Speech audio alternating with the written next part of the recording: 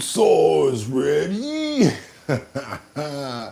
I can't lie to you guys. I'm happy right now because I really think that the end of the shutdown is over. It's Monday. It's my favorite day of the week. I'm representing the American flag. It couldn't be any better. Plus, to top it all off, God woke me up this morning, and I don't care about anything else because everything else is just another obstacle throughout the day. Look at life like a motion picture, and you're so lucky to wake up every day and be a part of it. Let me get this camera straight real quick. Hope everybody's having a fantastic morning. I don't care about no rain. I don't care about no problems, because guess what? Problems present opportunities all the time. Come on, they're going to be there. So let's keep on moving. I hope everybody's having a fantastic day. Y'all could have went anywhere, but the fact of the matter that you came here to chill with me, I appreciate you. Trump, wait a minute. What secrets did Jeffrey Epstein reveal to his survivor, Lisa Phillips? We gonna get into that. Oh boy, we got a nice one today. Nice and juicy one, yeah. We're gonna get into current events. We're gonna get into trending topics. We're gonna get into a lot. And we're going to get into the money, money, money, money. Who we got here this morning that we're going to pray for? I see you, Mark Dorfman. Good morning. Jeffrey Spilker, Liberty and Justice. We've also got, I see, Isle Paint. Batty Lynn, good morning. My sister chiming in from Grand Rapids, Michigan. We're talking about none other than Rebecca Lanyan Bueno. Who else do we have up in the building today? I saw Casey in here earlier. Yeah, that's right. Let me see something. I'm up in here talking, and it might be time for us to start going now. But yes, wanted to say blessings to everybody that's here. Hope we have a good show, and God, work with me here. Let's go. Amen. Let's get it. I know it's time now. I'm ready to go, and they're ready to go. I said it's time to start the show. I hope you're ready, yo, yo, yo, yo, yo, yo.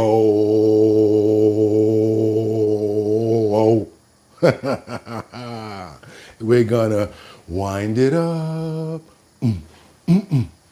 wind it up,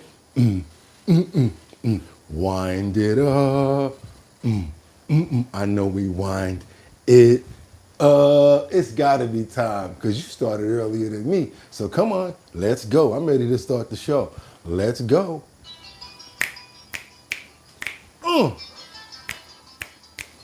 Olay.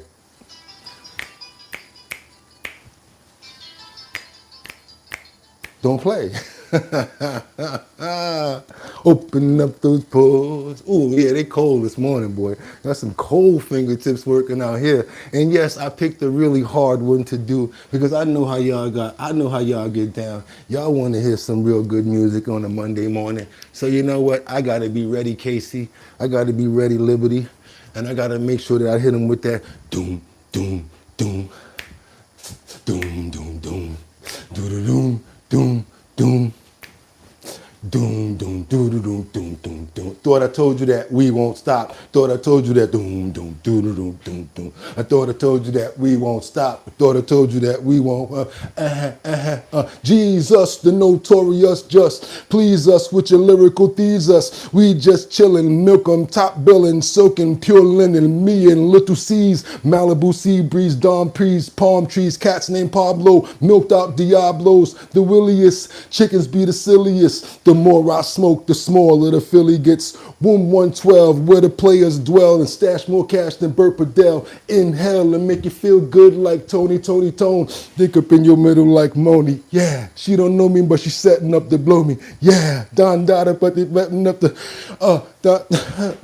gay or straight Spurgeon. Game so tight they call the virgins. Oh, I need to know where we stand.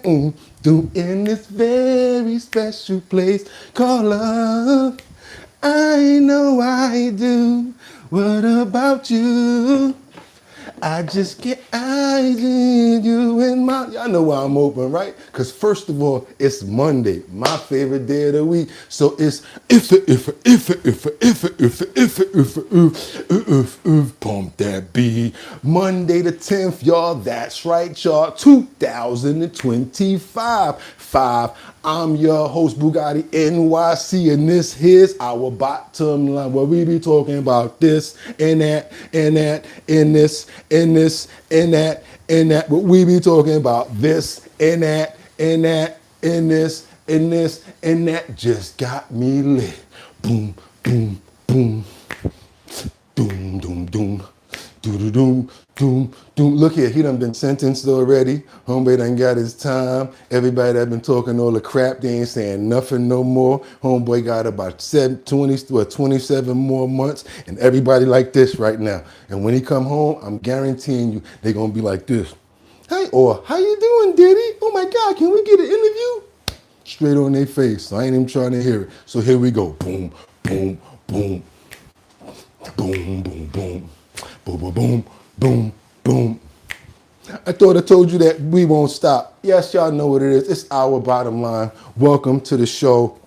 Hope you guys had a fantastic evening. And like I always tell you, y'all could have went anywhere. But the fact of the matter that you came in this morning, I appreciate you. We're here for current events, trending topics, updated news, and a whole lot more. Hope you guys are ready. Grab your tea, whatever you need, because we're ready to go. Guess what I'm going to say? I got 5 on it. I'm going to stack 5 videos at a time. I'm going to need you guys to stay on point, on topic, so that we can have a great show and we can stay on point. Also, what I'm say to you, I haven't said this in a while. Can you let me know where you're chiming in from? Also, let me know what time it is, because we love to know what time it is. Why do I want to know where you're chiming in from? So that sometimes I can go find some news from there and bring it to you guys directly. I also have a full clip, and I'm ready to get to work after I say some shout outs real quick to Rebecca Lanya and Bueno. Good morning, Sky. We got Liberty and Justice in the building. Jeffrey Spilker. I see, who's that? The Gamer Queen TV. I see Gamer Queen TV. Oh, thank you for chiming in, Gamer Queen TV. Who else is that? K-Cell 4065. We got some new people up in here. It's time for me to get to work and earn my keep. Y'all already know I like to leave it on the court. So what I'm going to do, I'm not going to waste no more time. Let's get into these titles. Let's go, you guys. Without any further ado, what do I have for you today this morning? We're going to start it off with Trump. Yeah, or like we always normally do, Trump. And what do we put up under that? We put, what secrets did Jeffrey Epstein reveal to his survivor, Lisa Phillips? There go Jeffrey right there. Here we got Lisa Phillips right there, who was an aspiring model back in the times when Jeffrey Epstein was out here doing what he do. I'm not even going to put no name on top of it. I'm going to keep on moving forward, because next we have the full remarks of Chicago Mayor Brandon Johnson, who urges the UN to investigate the U.S. For what? Human rights abuse. I guess he's talking about that. We're going to see what Duckneck has to talk about. Slash the Riddler, 16% approval rating in this state. Let's keep on moving forward. Last but not least, what do we have here? We've got Trump that promises at least up to $2,000 in tariff aid to be paid directly to the Americans. They got their snap. Why can't y'all get about $2,000 a piece? I'm looking at it like this before I even look into the story. I'm gonna think that since they made so much monetary off the tariffs, and you, the American citizens, have to pay on the other side of it, might as well give them something back. Ooh, Bugatti, I know you feel I'm wrong about that, but it is what it is. Can't call it nothing else. But what I see it as, it's time to get busy. It's time for me to get into it. Let's get into these titles and let me get to work, you guys. I got to bring you guys up to date on the first stuff, because I'm finding breaking information and breaking news as of 2 hours ago. I love that, because it keeps us up to date, but sometimes it's hard to scramble and sequence. So y'all gonna have to work with me today, because we got some new information on a shutdown that's saying it's getting closer to an end, says President Trump. We're getting very close on the shutdown. We'll never agree to give any substantial money or any money to really prisoners, illegals that come into our country. And I think the Democrats understand that. And it looks like we're getting close to the shutdown ending. You'll know very soon. Thank you very much. Jill Deesis joins us now to talk us through what we know, what we don't know. Jill, what progress has been made?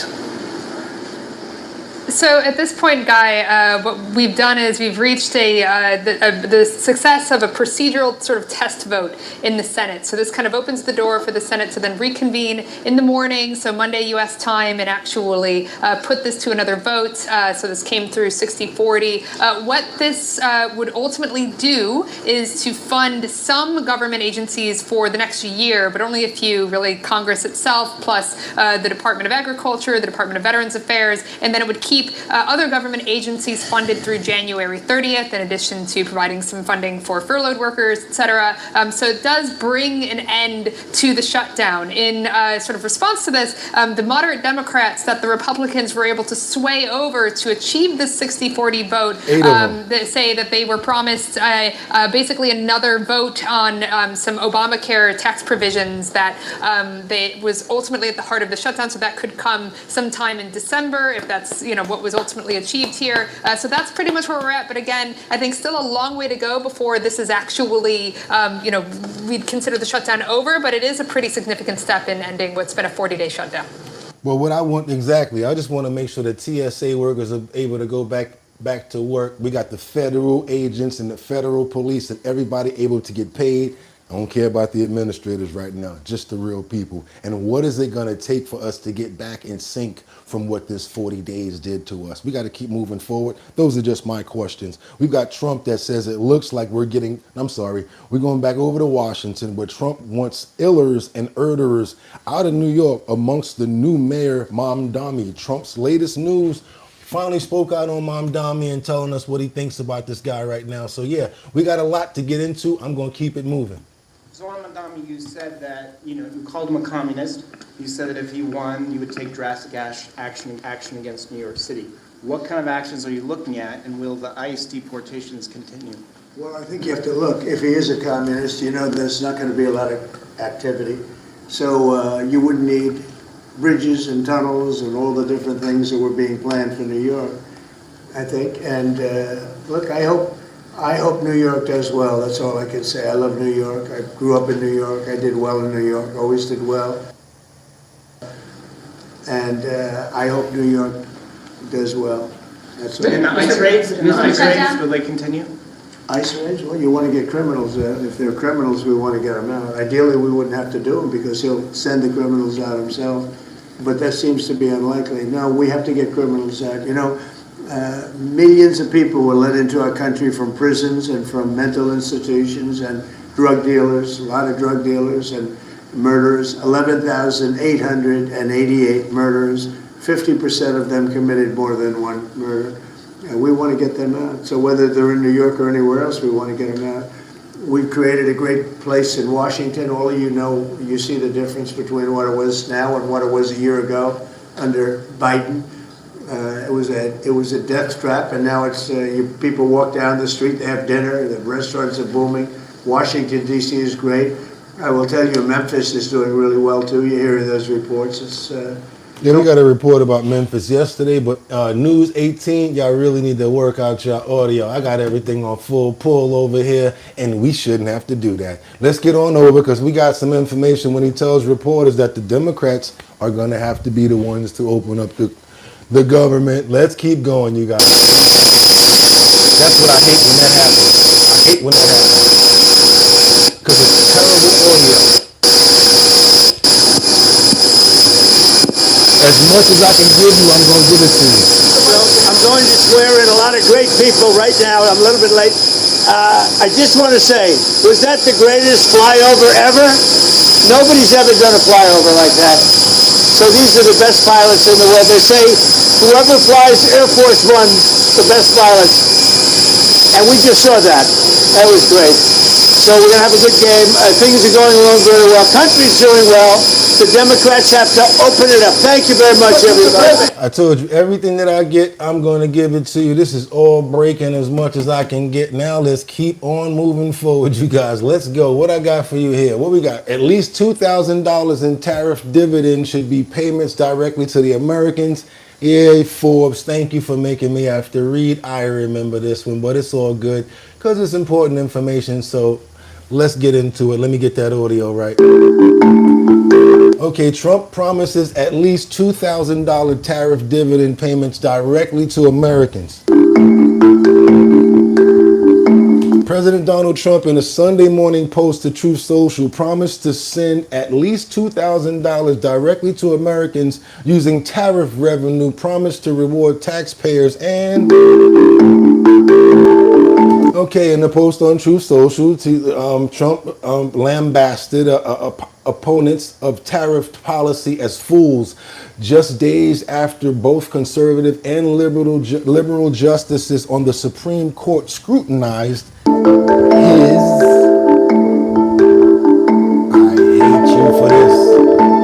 Administration and use of the International Emergency Economic Powers Act to impose them. Okay. I'm not reading all of this. They're going to be having me doing this all day. Okay, let's read this. The promised $2,000 checks would not be issued to high-income people, Trump noted, but did not provide details on what income level would disqualify recipients. It seems like we're going to have to do some homework into this $2,000 anyway.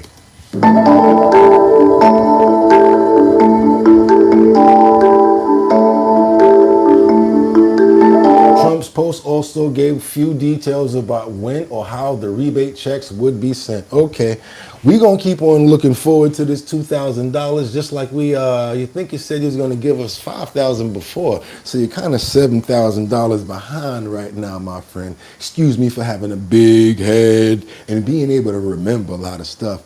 I ain't hating. Don't get mad at me. I just remember things, y'all. We got to keep on moving forward because we going to, what? I think that's about it. Okay. Now he's going to order the DOJ to probe the soaring beef prices. Okay, this jeopardizing the U.S. food supply. I personally think that a lot of this price gouging is going on right now outside of the farmers. I think that it has a lot to do with the supermarkets. I'm singling them out. The owners of the supermarkets, because they feel like they can just price gouge because we don't know what the prices are going to be anyway. One day the price is this, the next day the price is that. It's not like gas where you go to one gas station and it may be $3.99 and you're looking at $4.07 and $4.10 where you get a little range of a price of an item. It's not like that in the supermarket. You can go to one supermarket and something will say, hey, $2.59. You go to the next one, it's $2.99. Damn, that's like a 40-cent markup right there. Next spot would be $3.17 or $3.15. Can we do something about that sort of price gouging for singular items and for companies? And not just, I'm not talking about the food providers that they're buying it from. I'm talking about, we can call out some supermarket names, but I don't want to get in no trouble for that. I have to say a whole bunch of allegedlys. And and on the other side of that would be the potato chip companies. We need to just boycott them and stop eating potato chips for a month. I bet you they put some more chips in the damn bag. What else we got over here? He not wrong about inflation being gouging in a lot of cases, right? Okay, day tomorrow. Okay, what about?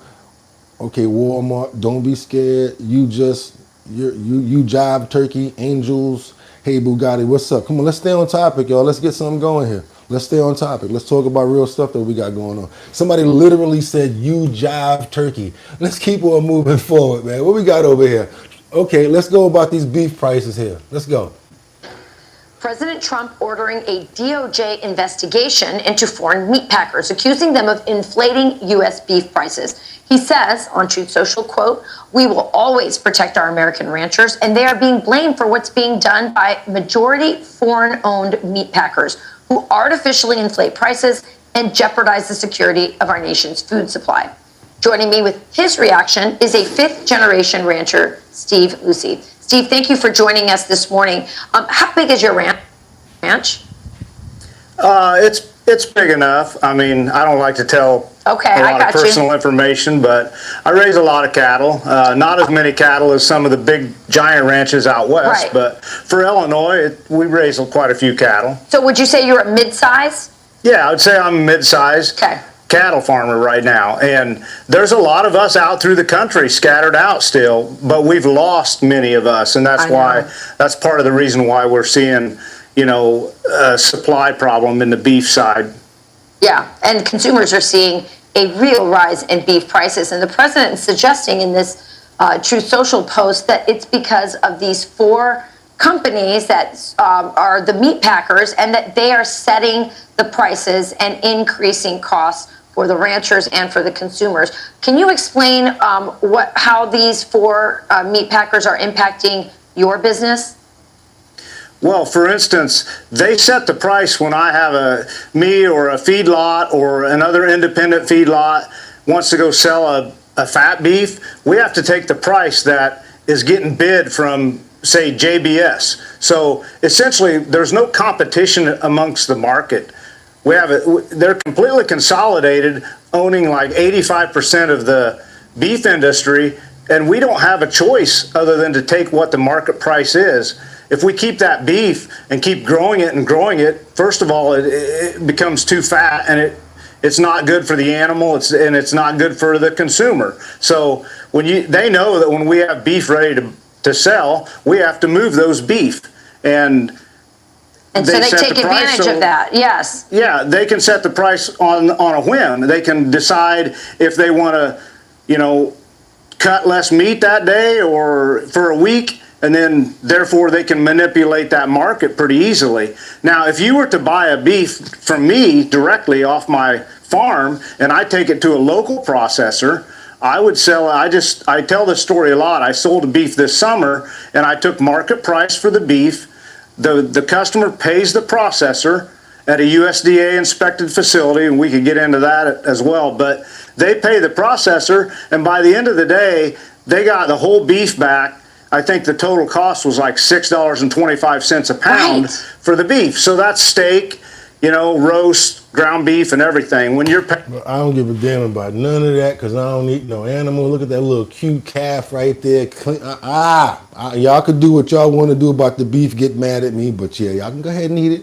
But that's some price gouging right there, ain't it? Y'all see that right there, right? Because you ain't getting it at those $6 a pound when you go to the regular supermarket. And Tyson ain't giving it to you for that at all. So yeah, put some fat on our brains and find out what's going on in the back part so that we can know what we be in charge. So now when we go into the front, like, wait a minute, $25? How much y'all paid for this? $5 a pound, $6 a pound. Let's do the math. Y'all probably paid about $7 for this, and you want to put, I see what y'all doing. Do the math, get some fat on your brain, and guess where that came from? Fox. So stop worrying about the messenger and get the learning. Get the learning. We got to keep on moving forward because the Senate has passed the government shutdown. Yes, for several Democrat sides, Republicans, Bernie Sanders is kind of peed off because 8 people went over from the Democrat side. But guess what? We passed and we should be open immediately. Let's head to the US now because senators there have taken a major step towards ending the longest government shutdown in American history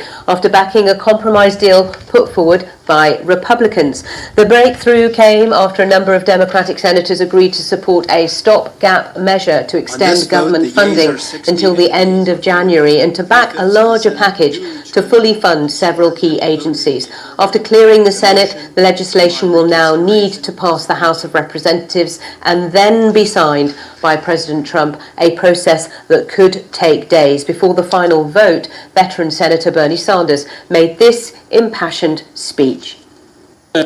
If this vote succeeds, over 20 million Americans are going to see at least a doubling in their premiums in the Affordable Care Act. In my state of Vermont and throughout this country, for certain groups of people, it will be a tripling and a quadrupling of their premiums. There are people who will now be paying 50% of their limited incomes for health care.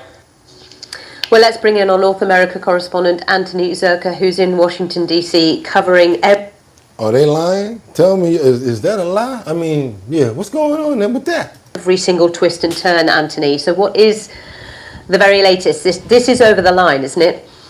This is the biggest hurdle that it was facing. This was the logjam that kept the government from reopening. The Senate Democrats had not gone along with the Republican funding measure for 40 days. Now enough of them have joined Republicans to get it through its first parliamentary hurdles. Eventually, the Senate will hand this off, as you mentioned, to the House of Representatives. The Republican majority there is expected to approve it, and then it's on to Donald Trump's desk. So the shutdown isn't over yet, but now, for the first time in 40 days, we can see how this is going to end. But the major points, the sticking points, haven't been resolved, have they? Has the can just been kicked down the road? It's been kicked down the road to the end of January, and we could be right back in this situation again when we reach that point, because the reason the Democrats were triggering this shutdown, the reason they said that they needed to bring the Republicans to the negotiating table was to get a resolution, as you heard from Bernie Sanders. Yeah, that's too much money for healthcare now. What's going on with that? Like, what's popping? Like, come on now. Like, half of your income on medical? What you gonna do with the other half? You're gonna have to decide to pay rent or eat. Oh boy. Let's get on over to Kennedy, because he basically says the Schumer shutdown basically was a dumbbell thing and possibly would have hurt taxpayers down the line. But they don't have another resolution. I don't understand why they didn't go ahead and keep that and pay for it. Louisiana Senator John Kennedy joins me now. He serves on the Budget and Appropriations Committee. Senator Kennedy, welcome. Always good to have you with us. What is your response to Chuck Schumer's proposal here to keep those ACA benefits going for another year, bipartisan committee to work on those, and reopen the government with the clean CR?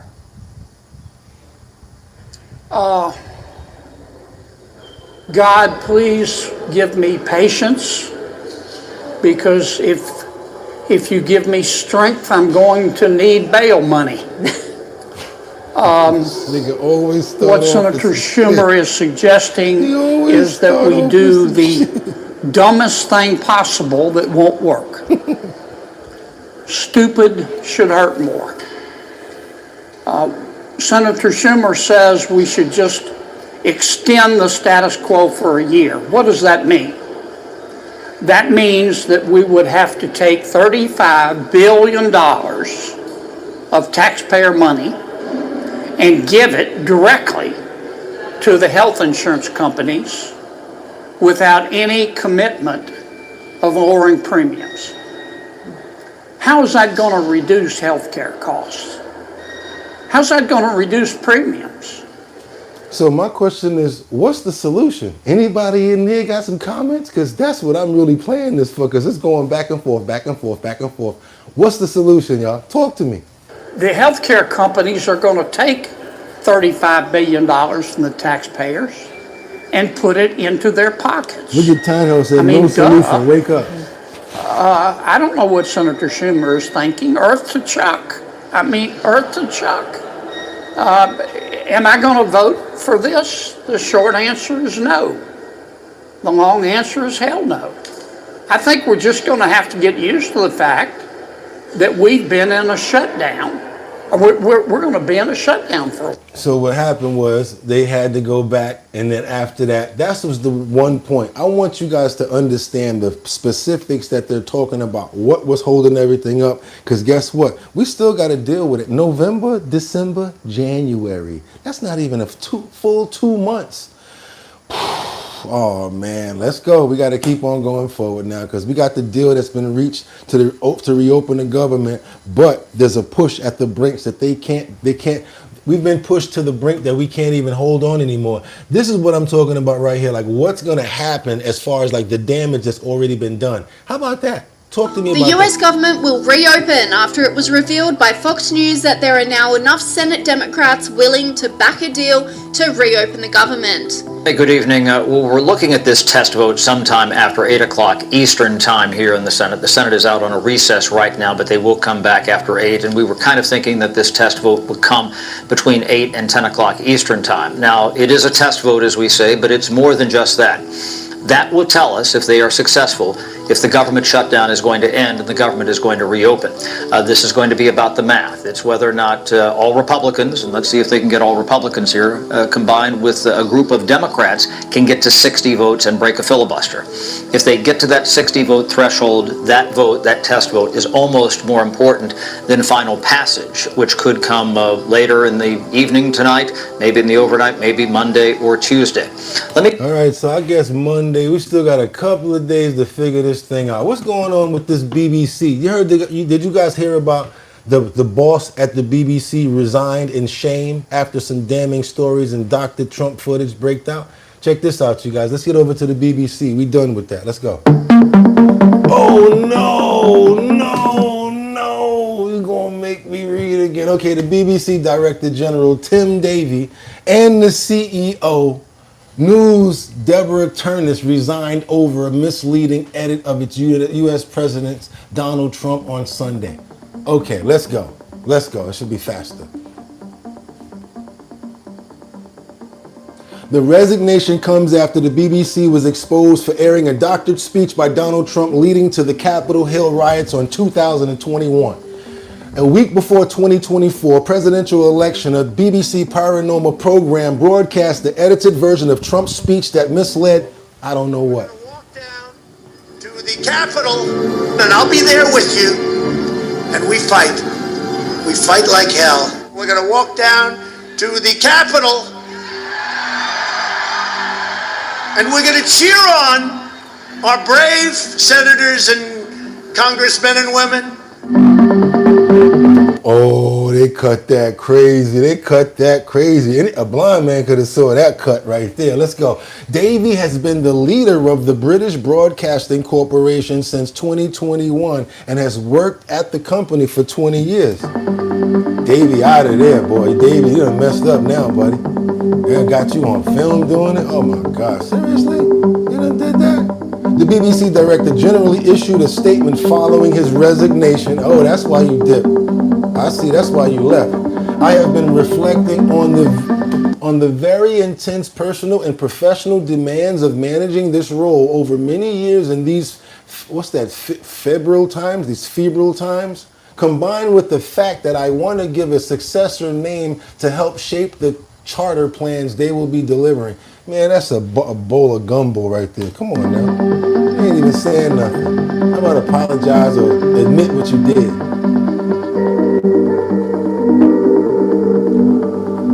My plea to you, please keep the courage to continue our mission. I'm only sorry that I won't be there to lead and champion our brilliant journalism. Man, listen, to keep on doing what you did right there, and then I think you good, homie. Y'all see what he did. If that's what he did, he got caught. Get over here. And he had to get up out of there. Or somebody had to take the, how they do that sometimes in corporate America? If you're in the line of fire, you're going to have to take the hit. So he either did it or he didn't. But because you're in that position, see ya.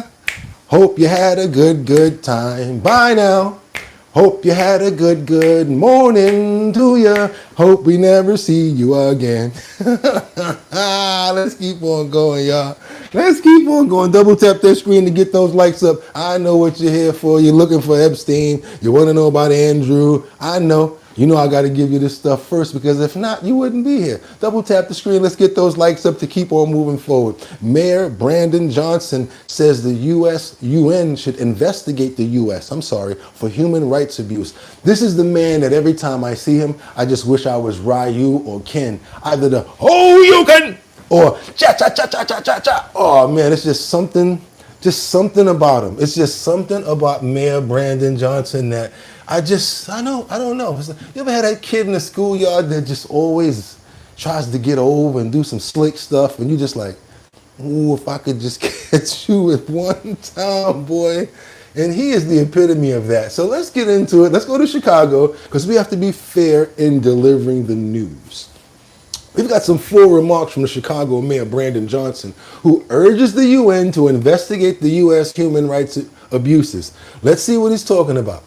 Many of you have already raised concerns about the deployment of the National Guard in U.S. cities. Okay. The militarization of law enforcement, the abusive immigration crackdowns, and other serious setbacks in the protection of fundamental rights.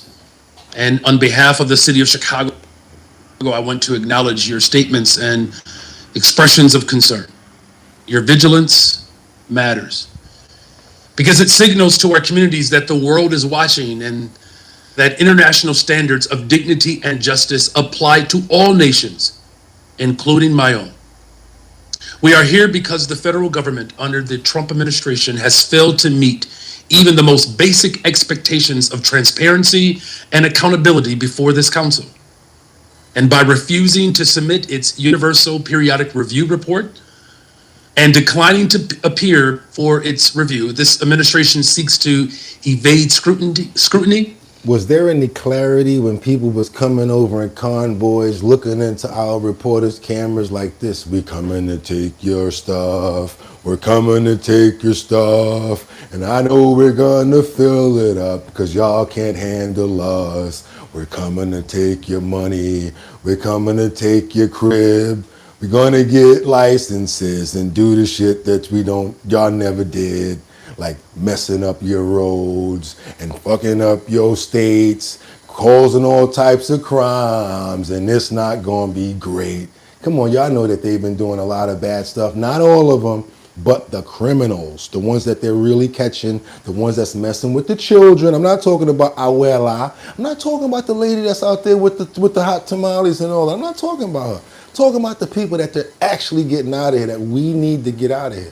Let's keep on going, you guys. And what I told you before, when they come over and they see the kids walking and they just say, now let me grab a child because I'm going to go to one of these states that gives us money, that gives us all these sorts of things and act like, okay, that's your daughter, and they don't even check into it. There was a lot of that going on. I don't know if you guys know that, but you see all these kids walking by themselves. God grab a girl, grab a kid. Hey, we got a family here. Next thing you know, they don't got to stay in a regular shelter. That's a man's shelter. They get to stay in a family shelter when they come over here. Oh, y'all ain't know about that? When you're a single man, you got to stay in a man's shelter by yourself. But if you got a family, they'll put you in a one-bedroom or pay for you to stay in a hotel. So that don't got to necessarily be your kid right there if you one of them. Oh, y'all think I'm stupid? Come on, y'all ain't think that was possibly going on? Come on now. The lady in the train station talking about candy. She got the baby on her back. Yeah. Y'all feeling sorry for her giving her money. Meanwhile, she's sending money back to the cartel. She done flipped the food stamps at BJ's. Come on, let's keep on going now. But we got us like this that want to keep that happening. For its violations of human rights. Shut up. I'm not talking about everybody. I'm categorizing. Everybody does not fall up under what I'm talking about. We got the people that try to do that. We got the people that try to do the other stuff. I'm categorizing. And like I said, we have some good people here that are from foreign countries that have been here for a long time, that have been sustaining and bringing good money to the country. Be honest with you guys. If they're able to take their taxes, why are they acting funny now? Now, let's keep it 100 now. Let's keep on, because they was definitely taking a lot of taxes from illegal migrants. Let's go. U.S. cracked down since thousands of Cubans going back home. Y'all ready for this? Now, you're going to be mad at me, because it's time. Doom, doom, doom, doom, doom, doom.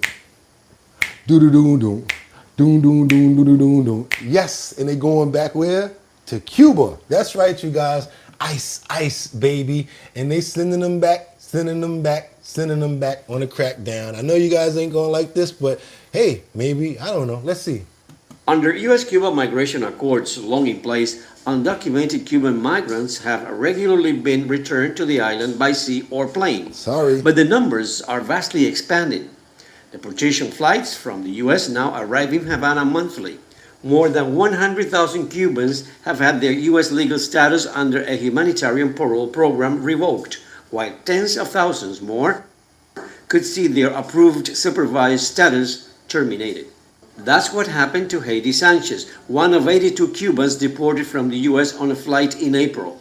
Though she had been under an official deportation notice, U.S. authorities had given her supervised status to stay and work in the country. Sanchez thought, like many others, that protection would extend indefinitely. They called me up at work as I assisted a deaf and blind patient for an unscheduled meeting at the ICE office the next day.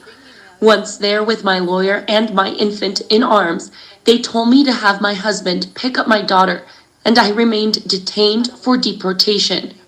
During her 6 years in the U.S. after entering from Mexico back in 2019, Sanchez worked as a nursing assistant, got married, and had a child. Her husband is a U.S. citizen, and she says U.S. authorities did not allow her the option of taking her 17-month-old daughter with her. Haiti showed us pictures of her toddler Kaylin, saying she was seriously affected by the separation. Now nearly 2, she says Kemlin has nervous issues, is restless, sleepless, and cries often. Now, you see, I don't know about that one. I might lose a lot of people over there, but I know how you're feeling. Like, on one side, you're like, okay, but then it's on like, she went to nursing school, taking care of people. I don't understand that one right there, and I had to be fair, so we had to be fair. Let's keep on going. We go to New York. What you guys got to say about that? Counterintuitive. This story is sad. Okay. Invoking sane. 1941 Americans wake up. About time. See, we got to show a lot of different things on it. Don't get mad at me and say bye-bye. Don't get mad, Teddy. We got to show the truth and what's going on all aspects. Because I wouldn't be fair if I didn't do that. We got to show all regards here. Let's get on over to New York right now to the city food banks that's been helping these federal workers and SNAP recipients during the shutdown period. Now check this out. Don't get mad at me for delivering the news, and now that you see, I play both sides. Nah, Sean, I don't even want to see what you got to say right now. We good on you. We're going to keep on getting over to these food banks and see what's going on right now, helping these federal workers with food. To help put food on the table. Food Bank for New York City is stepping up and Yeah, I want people to know about this. A food bank on the East Coast is staying amid heightening uncertainty here. Many federal workers and SNAP recipients are turning to local food banks to help put food on the table. Food Bank for New York City is stepping up and hosting events to help those New Yorkers in need. President and CEO Leslie Gordon joins me now. Leslie, thank you so much for taking the time. We truly appreciate it. And I just want to ask you first, what are you hearing on the ground there as people turn to organizations like yours for food? Yeah, good morning. Thanks for having us. Look, there's a lot of confusion, uncertainty. The people who we serve are frightened, they're anxious, they're desperate. They're really struggling under tremendous stress. What I think it's important to remember, we talk about SNAP, but when you look underneath that, it's kids, it's veterans, it's our older adults here in the city. Lines were already long. Demand was stubbornly high and historically high in New York City before the pause on SNAP. And so lines are long, pantries and kitchens are running out of food. It's a tough time here in New York City. And so many Americans do rely. And it's already hard to pay rent, already hard for transportation, already hard to live in New York. And the people that are really suffering are the children, and it's got to be really look at it. I have to be honest with you guys. We were food stamp recipients when I was little. I was getting food stamps like crazy. I remember when they was in the book. Scrape them out and take them to the Chinese restaurant if you're trying to get some Chinese food. Like, real talk. And I understand how people feel about food stamps, and I got to be 100 with you, but as a little kid, what are you going to do? You're defenseless. Your mom ain't giving it to you. You better hope that you get to school in the morning and they having them waffles with the 2 little link sausages on them. That's what I'm trying to tell you guys. You have no idea what the children think and how they feel. They need food in the morning before they go to school. That's why I'm never against like food assistance for children's breakfast programs and like after school programs and stuff like that. Come on, y'all. I don't know how many people here went to summer youth program. Stop it. This is like when school is over and it's summertime and they have a summer youth program. You can go to the local school and get like lunch and all of that. Man, listen, I don't care what none of y'all was saying. Them little juices was banging. Them fruits was crazy. I used to bust that all down as a kid. You know why? Because we was broke. That's what I'm trying to say. So for those people right there, stop playing. And don't even get into the government cheese. Y'all have no idea what we did with that government cheese. Let me tell you something. I know some black mothers. Y'all thought that the reason that the macaroni was good was because it was made by black people? It's because of the government cheese we was using back then. Man, listen, let me tell you something. It came in a hunk like that long in a brown box, and it said cheese on the side of it. Man, listen, it was not sliced. It was already in a block. You had to handle it how you was going to handle it. They just give it to you. That was it. I remember the corner store used to buy them from people. Yeah, you thought it was boar's head? No, that was government. Yo, y'all think I'm playing up in there. I know what I'm talking about. Yeah, real talk. Yeah, look, she neat, like the big long brown cardboard box. Y'all acting like y'all know what I'm talking about. How many people in here? Oh, we going there today. How about that? Y'all want to leave? But no, I'm gonna get you now. How many people here ever received food stamps as a child? Yeah. How many? No, I'm gonna save you. I ain't even gonna go there. How many people remember the government cheese? That's all. We're going to go there with it. Hands up if you remember the government cheese. Thumbs down if you don't remember government cheese. I know they're like, this nigga talking about government cheese. Yes, government cheese, thumbs up. Government cheese, thumbs down. If you don't remember, you don't remember. But y'all know, yeah. Thumbs up for government cheese, hands up. Thumbs down if you don't know what I'm talking about. Exactly. Look at the chat. The chat, like, we ain't even going to lie. Because y'all done had some of them grilled cheeses with the government cheese. Man, listen, put a little butter on the frying pan, flip that joint over, it's a wrap. Let me stop going here. I got to keep on doing the show. Let's go here over to Ybor City, where this crash suspect rams into a crowd outside this business, and he not hurt, but yeah, unalive 4 people. I got to keep moving with the show. I'm over here talking about government cheese. Let's keep on moving forward, y'all. Learning more about the moments leading up to a deadly crash. We covered this show yesterday where it was a 21-year-old that crashed into some people that were sitting outside, and they went into like the structure of the building. Now we have some preceding information right now leading up to what happened to cause this situation right here. This is like a heat seeker from an airplane that was following these guys yesterday when they were doing this stupid racing, and the police were actually trying to conduct a pit maneuver. You're going to see the car go, and you're going to see the car, the fishtail a little bit. The guy's going to regain control, keep on going, but he's going to go at a high rate of speed, and that's when the incident happened. Check it out. 6, we are learning more about the moments leading up to a deadly crash that tore through Ybor City early this morning. 4 people were killed, 11 others were injured. Investigators say the 22-year-old driver was speeding through downtown before he slammed into a crowd outside of Bradley's on 7th. Fox 18's Regina Gonzalez shows us new video shared on social media showing the chaos that unfolded seconds after the impact. And a warning here, some of the video might be hard to watch. It's difficult to watch. Cell phone video posted just minutes after the crash shows first responders rushing to help victims along 7th Avenue. Moments after a speeding car plowed into the front patio of popular late-night spot Bradley's on 7th. The identified driver behind the wheel, 22-year-old Silas Sampson of Dade City, who's now been charged with 4 counts of vehicular homicide and 4 counts of aggravated fleeing with serious bodily injury. According to Tampa police, the situation began around 12:30 a.m. when their air service spotted 2 cars driving recklessly near Hannah and Nebraska Avenues. Racing. Officers say one of those cars, later identified as Sampson's, got onto I-275 southbound and continued at a high rate of speed toward downtown as Florida Highway Patrol troopers tried to stop him. 2 FHP units attempt a traffic stop on it, and the vehicle flees, and then they attempt a pit maneuver. After that, unfortunately, this vehicle went at a high rate of speed down 7th Avenue.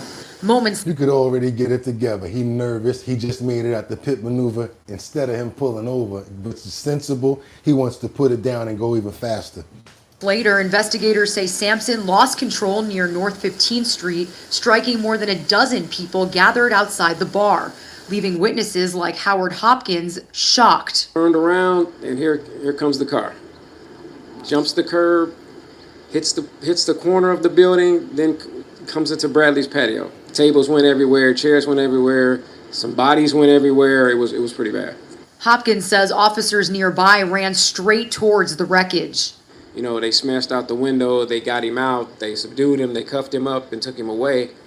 But during that same time, you know, people were screaming, they had to put up the crime scene tape. In all, 4 people died, 3 here at the scene and 1 later at a local hospital. Damn. 11 others were Damn, injured, that person including didn't 1 make who's it. in critical condition. As detectives with Tampa PD and Florida Highway Patrol continued to clean up the crash well into Saturday morning, people living and working nearby were left shaken, and they're remembering the victims whose night out ended in tragedy. They were out in Ybor having a good time, expecting to go home safely, and a careless, reckless driver takes everybody's lives in his hands and just ended this night in a situation that's never going to be the same for these individuals. Terrible situation right there. We definitely got to pray for that situation and all the people that lost their lives in that tragic event, as well as all of the family members that's going to be suffering through it. We hope that the people that are around it and saw it happen cannot have because I know they're probably experiencing shock. We're hoping that they can deal with that therapeutically. Amen.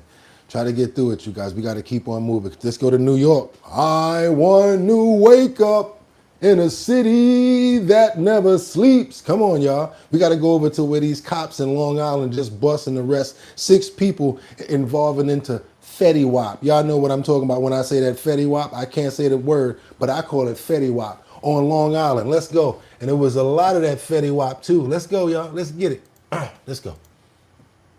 To Long Island say they busted a drug operation that had enough fentanyl to kill all 1.5 million people who live in Suffolk County. Well, the district attorney says authorities arrested 5 people behind the scheme that stretched across the East End all the way to the Bronx. Eyewitness News reporter Stacey Sager shows us how they uncovered it all. It was a massive 8-month drug investigation yielding 6 different arrests and separate takedowns last week. Just about every arm of law enforcement involved, from local police in communities of Riverhead, Southampton, and Southold, to the Suffolk County Police and District Attorney, the NYPD, and the feds as well, because the supply chain was far-reaching. We believe that these drugs that ended up here in Long Island are coming from the Mexican cartels. What they recovered, narcotics including heroin, cocaine, and a trove of pills laced with deadly fentanyl. Plus, at the home of Miguel Torres in Wyandanch, at least 3 kilos of suspected fentanyl. That's enough fentanyl to kill all 1.5 million residents of Suffolk County. Torres found sleeping in his bedroom with a loaded handgun. In fact, police say they seized several illegal weapons, high-capacity magazines, and military-style ammo as well. There's always violence associated with drugs, and to argue that it's not is either a misinformed interpretation or just plain stupidity. Investigators tracking the drugs from the Bronx to the suspects in western Suffolk allegedly dealing from Bayshore, Lindenhurst, West Islip, and Wyandanch. Now, this is how smart they are. They said, no, we're not going to just go for the Bronx. We're going to find out the whole operation, and we're going to get them all. That's just like when you ever hear the saying of the 2 bulls on the top of the hill? 2 bulls on top of the hill. One is an old bull and one is a young bull. The young bull says, hey, I'm going to run down there and boom, boom, boom, boom, one of them bulls. Old bull look at him and say, why don't you just walk down there and boom, boom, boom, boom, all of them. And that's what they did. They boom, boom, boom, boom, all of them. There you go. But the drug trade reached all the way out to the East End, with highly addicting pills, often billed as oxycodone, but laced with fentanyl, and purchased more easily than ever. Counterfeit pills can be sold over social media, paid for with cash apps, and delivered straight to your doorstep. From the screens to the streets, just one pill can kill. And so the East End Task Force is promising to continue its work with the hope that overdose deaths on Long Island will continue to drop. Yeah, so they're getting it off the black market, they're getting it online, and they're being called something else, and they're coming as something else. Keep on moving forward, you guys, because we got this bizarre story of Jeffrey Epstein, something that Lisa Phillips told him. Let's get into our title story, y'all. Let's go. Let's get into it. If you waited that long, let's go ahead and get into this bizarre story that Jeffrey Epstein supposedly told Lisa Phillips. I am going to have some commentary after these. Let's get into this, guys. If y'all appreciate the content that y'all getting, could y'all go ahead and double tap that screen and get those likes up? Try to make the ends justify the means. It's Monday morning. Hope y'all having a fantastic morning. And give me all the money in your pockets. Nah, I'm just kidding you. I know, you know what I'm really trying to say, because I understand. I know it's hard out here for a pimp. So I don't try to get in your pockets. What I really would appreciate is to try to get those likes up if you appreciate the content. That helps get more people over here to get updated on this information that we have. A lot of it is exclusive, and a lot of it is stuff I just really want you guys to see. So let's go. Let's get into it. Like, oh, that's, the richest man in the world, or that's, little things to say, oh, let me tell you about this guy, and tell me a secret, stuff like that. He was very much liked telling secrets about other powerful people. So it was just his thing about him. And, that's all he focused on was power and sex. I mean, I've asked him before, why do you do all this? And he basically said, because of pussy. And I wasn't really used to hearing that word. You know what I mean? I don't know. I still remember when he said it, I was like, ew, And and it was just like, that's why? That's all? Yeah, that's basically, I was like, I just remember being grossed out about him a few times. He had told me just some weird stuff. So he was always trying to tell you these little things about his life. Once he told me that I used to do a lot of TV commercials for Turkey. So I used to do Turkish yogurt, and I would fly and I would do these commercials and stuff. And so I was talking to him about this commercial I was doing, and he was like, oh yeah, I just went to Turkey, and you won't believe what happened to me. He has this little grin. He just thinks it's so funny. Watch this. And he was like, I went to one of those Turkish baths and they set it up for me, naming these big names who set up this really special, sensual, sexual bath for him. Watch this. And I was like, okay, and he's like, yeah, they put me on a table and all these beautiful, curvy Turkish women came in, and they had these big old bushes, and they would suds it up. And he said all of them were dancing around me and sudsing me. I remember thinking, are you kidding me? Y'all gotta see, I gotta say something right here, and a lot of people gonna get mad at me, but I gotta do it. Because for a victim, sound like you're real comfortable. I'm going there. For a victim, you already said that you've been around him a lot. Yeah, you said we talked, and sometimes he would say, when you say sometimes he would say, that means you've been around somebody more than one time. I know I'm gonna get beat up for this one. Yeah, the way that she explained the 6 encounter, he was 20-something years old, came in the room and he asked you to massage him, and you could have left. Ain't like he pow-powed you. Ain't got nobody saying that so far. Okay. This next thing that she says makes me wonder why she didn't go to the police. Right now, we just laughed about it, and I was thinking, this guy is so whacked out of his mind. He's just crazy, And I was like, really? And he just got a tickle, a kick out of it. This doesn't sound like somebody that's been affected by somebody. If he could leave, don't go back to him, don't call him no more. How do you know what's going on with his life? These are just questions that my big head has. It was just so funny. He was telling me about it anyway. I was just like, huh? I remember that about him because I've told that story after. Jeffrey told me, such a weirdo. You know what Jeffrey told me? He's such a weirdo. White husband, too. But then that was funny. But then he would say things that now you would know was really dark. Then he would say, when somebody would say, that's intenses. That's more times than one. Now, this is the darkness that you need to be checked on, boo. Let's go, darkness. Such a weirdo. But then that was funny. But then he would say things that now you would know was really dark. He also told me that he went to, I believe it was Russia, but I know it was Eastern European. It could have been Czech or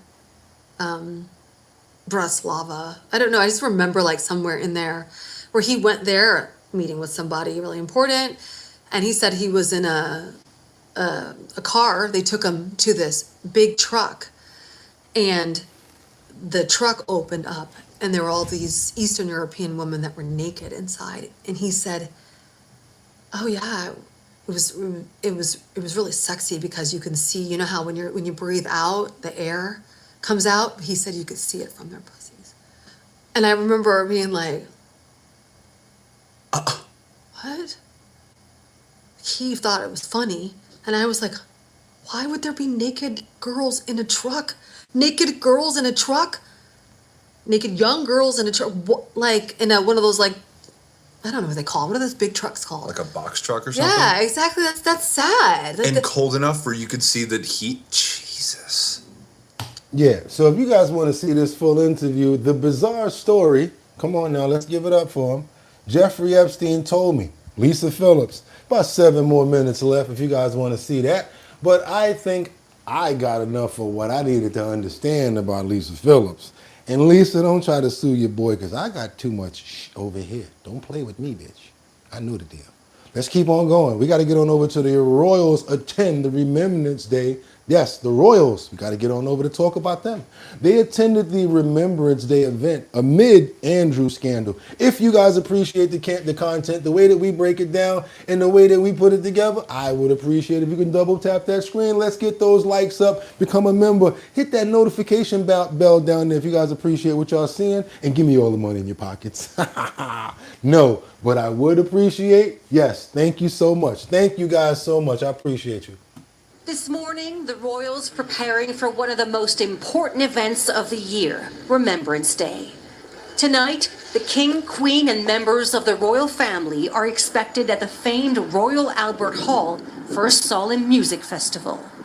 Then on Sunday, along with tens of thousands of people, they'll attend the annual Remembrance Day service in central London to commemorate those who served and died in the armed forces.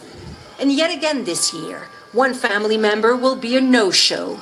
The King's younger brother, Andrew, stripped of his titles, no longer a prince, but still very much in the headlines, amid the scandal that just won't go away.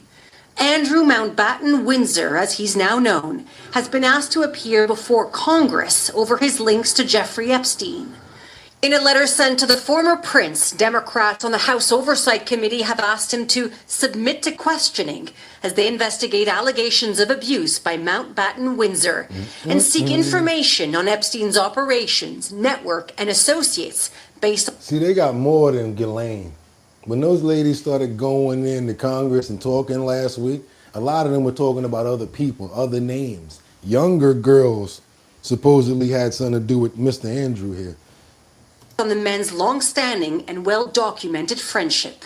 As a British citizen, Andrew cannot be forced to testify and has always denied any wrongdoing. There's been a lot of change in your own family recently. His nephew and heir to the throne, Prince William, attended a climate conference in Brazil this week.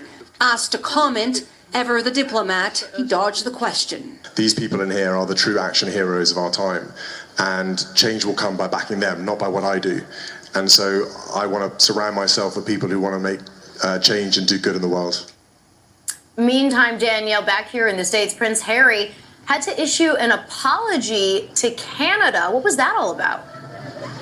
It all started when Prince Harry was seen wearing a Dodgers hat during the World Series. It's now known as Hatgate. Why is it such a big deal? Because Harry's father is also the King of Canada, and so now... I don't care about that. Neither one of us over here do either. We got to keep on moving forward with some more of this UK information about Andrew Mountbatten Windsor. He's Prince no more. What's happening next could be the end of his freedom. Let's go, y'all. I don't know if it's going to happen like that. I'm just saying, like, what if he get locked up? Prince Andrew could make a trip to the United States to face Congress. The House Oversight Committee hoping that the King's brother will provide insight into the crimes of both Jeffrey Epstein and his collaborators. Our DC Bureau Chief Ben Kennedy, live in Washington with the latest for Ben. Today's Cabinet lawmakers want to talk to Andrew to find out what he knows and also to track down more of Epstein's co-conspirators. But the former prince said he did nothing wrong. Democrats in D.C. want Andrew Mountbatten Windsor to come to Capitol Hill for a Q&A, a part of their investigation into the late convicted sex offender Jeffrey Epstein. Writing in a letter, now former Prince Andrew has the opportunity to come clean and provide justice for the survivors. With the House Oversight Committee saying Andrew's name appears in a number of documents and suspect he may have valuable information about crimes committed by Epstein and his co-conspirators. A posthumous memoir by Virginia Giuffre alleges that Andrew sexually assaulted her when she was a teen, with the former prince saying he had never met her. Giuffre died by suicide in April at the Allegedly.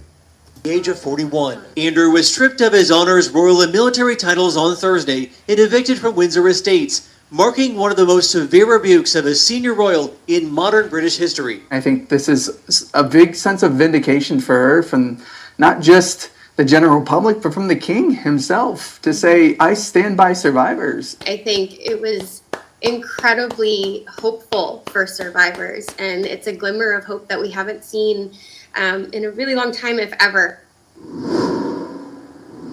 And lawmakers. I honestly think it had to do with a whole bunch of people that was going at him. He's outside shaking hands and they're like, what are you going to do about your brother Andrew? He had to do something about that. You know what I'm saying? Just like they doing something about doom, doom, doom, doom, doom, doom, doom, doom, doom, doom, doom, doom, doom, doom, ow! Doom, doom, doom, doom, yeah, doom, doom, doom, doom, doom, doom, doom, doom, doom, doom, doom, doom. That's right, Hollywood. Let's see Jafar Jackson play Uncle Michael Jackson for the biopic. That's right. We got Jermaine's brother over here. Jermaine's son, Jermaine Jackson's son, who's going to be playing his uncle in the biopic. Let's go, y'all. Let's get it. Michael Jackson's nephew is starring as his uncle in the upcoming biopic on the legend's life. Jafar Jackson, who's the son of Jermaine Jackson, does a complete transformation for the role of Michael. He can be seen in the new trailer, taking the stage for fans, accepting his Grammys, and doing his signature moonwalk, while Quincy Jones, who is played by Kendrick Sampson, gives him a pep talk from the studio. Q, can you lower the lights for me, please? Okay, but remember, in here, keep those feet still, my man. And Michael's son Prince praised his cousin's performance on 999. Instagram November 6th, writing, excited for the world to see this. So proud of everyone involved in this, but none more than my cousin Jafar Jackson. The world's not ready for you, cuz. And on his own Instagram, Jafar writes, I'm humbled and honored to bring my uncle Michael's story to life. To all the fans all over the world, I'll see you soon. A synopsis for the movie reads, the film tells the story of Michael Jackson's life beyond the music, tracing his journey from the discovery of his extraordinary talent as the lead of the Jackson 5 to the visionary artist whose creative ambition fueled a relentless pursuit to become the biggest entertainer in the world. Man, you can't get mad at that right there. They got his own nephew playing him. That's dope right there. I think that's dope. Not only that, the family's behind it, everybody's pushing. So you know what that means, right? They're gonna have all sorts of input and all. That's gonna be a good biopic right there. I know I'm gonna see it. Doom, doom, doom, doom, doom, doom, doom, doom. Ow! Doom, doom, doom, doom, doom, doom, doom, doom, doom. Michael Jackson, y'all. Even Chris Brown said it. The number one, the best of all times. They tried to say, oh, Chris Brown. He looked at them and was like, no. Michael Jackson is the best. Let's keep on going, because guess what we got? Not doom, doom, doom, doom, doom, but we got doom, doom, doom, doo, doo, doom, doom. Doo, doo, doom, doom. Doom, doom, doom, doo, doo. That's right, we got some more, y'all. We got some more ICE arrests. 15 people in Kenner after residents complained. I don't know what they was complaining about, but guess what? They got locked up, and I don't know what's going to happen. Let's go. Let's get into it. 15 people are taken into ICE custody in Kenner following an operation at the boat launch there. That is where WDSU reporter Jasmine Franklin is live tonight. And Jasmine, this comes after police say that they've repeatedly gotten trash, noise, and traffic complaints in that area. Yeah, well, Elizabeth, loud noise, trash, and theft are some of the complaints that Kenner residents have shared with police here about their experience at the boat launch, leading to those arrests. And as you mentioned, 15 people are now in custody. Last night, the police department issued a community safety operation near the boat launch. Kenner police say there was a large group of people playing loud music, smoking marijuana, and surrounded by trashed alcohol bottles. In collaboration with ICE, the FBI, and state police, 15 people were taken into custody for questioning. Kenner police say this has been a growing issue, with the group reportedly stealing items from people while they are fishing here or just enjoying the park. Chief Conley tells me it's made some residents feel unsafe from coming to the beloved park that's been a staple in this community. I mean, that's a beautiful area, and we were getting calls from families that used to enjoy picnicking and birthday parties and things like that. They had said they're not going. Why is there so many minorities at my water park? This is our place, our land, our dream. Y'all don't know what I'm talking about? Go look up Cartman. When he reads, he's singing about something similar to this, but he's talking about his water parks. If you guys don't know what Cartman I'm talking about from, you know what I'm talking about, Eric Cartman. I'm talking about Eric Cartman from, y'all know what I'm talking about. Let's keep going. So, you know, and that's who I work for, 69,000 people in Kenner. So we are responsive, the councilman, the mayor, you know, we all feel the complaints, and we were policing that area, but I felt that we needed to make a stronger statement. South Park, Eric Cartman, South Park. South Park. He made a song called "Why Are There So Many Minorities at My Water Park?" It was hilarious. Y'all got to check that out. That's what that reminds me of. We got to get on over to 3 people that have been arrested after these raids in Baltimore. Smoke shop uncovers illegal D-rug sales. Baltimore, step to the front of the stage, please. It's time for y'all to get y'all's. Come on, let's go. Well, Baltimore police have arrested 3 men in connection with this drug bust, with assistance from BPD SWAT and city sheriff's deputies. And tonight, the results after that months-long investigation into illegal drug sales. In Baltimore City, a crackdown on smoke shops. Police raided 2 businesses, Pulaski Convenient on North Bolden Street and East Monument Convenience on East Monument Street. Police seized nearly 65 pounds of marijuana, 205 vapes, just over 1,000 individual packages of marijuana, and $63,500 in cash. I know the people that smoke that's in the comments is like, damn. One of those raids happened on this man's block. It's not showing their respect for the community. Okay. This man, who's using the name Jerry What's up, and protecting his identity, reacting to the shop's drug bust and the alleged sale of illegal drugs. It just plays down the community. And we all got to live back here, and if they're allowing this, what else are they allowing in stores? Man, that ain't nothing right there. Y'all want to see some drama that's going on? Let's get up. Let me show you guys something real quick. Y'all want to see some really, look at Birmingham. Look at Birmingham right here, 3 days ago. I got to show you this because we didn't report this. Is this 3 days ago or 3 hours? Wait a minute. Let me make sure. Yeah, 3 days ago in Birmingham. I didn't know about this and y'all didn't tell me. Y'all got to start filling me on stuff too. Because if they were shooting fireworks and stuff at me, Birmingham turns into a war zone as the police bombarded with fireworks and flares. Check this out. This is not peaceful protesting right here. And I've always talked about this. And if you follow the show, you've heard me talk about fireworks, M80s, and all sorts of projectiles and things like that. And if they're throwing that stuff at people, that stuff could hurt you. You know, I mean, if they're telling you to throw a firework because it'll damage your hands and your digits, what do you think is going to happen if they start throwing them at people? So honestly, I look at that as a weapon. If you're using those fireworks as a weapon, now that's not peaceful protesting anymore. Let's keep on moving forward, y'all. Check it out.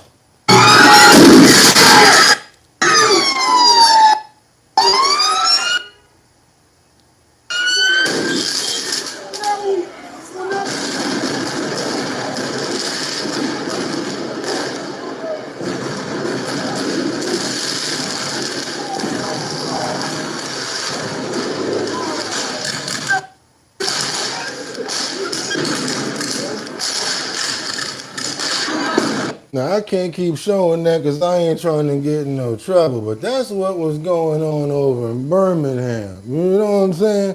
That ain't nothing to do with peaceful protesting. And I'm going to tell you like this, if the police or if the National Guard go out there, what are they supposed to be met with?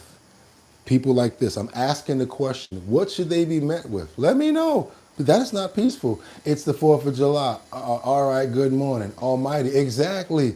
Yeah, that's using the, what do they call those Roman candles. I always thought about that. Yo, what if you was to shoot that? But that you never did it. You're supposed to put those in the air. Man, listen, that's crazy right there. But let's get back on over to top headlines in New York.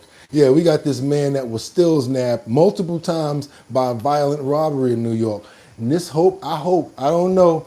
We have not heard from Mom Dami yet. He's already submitted his plan on what he plans on doing with the police.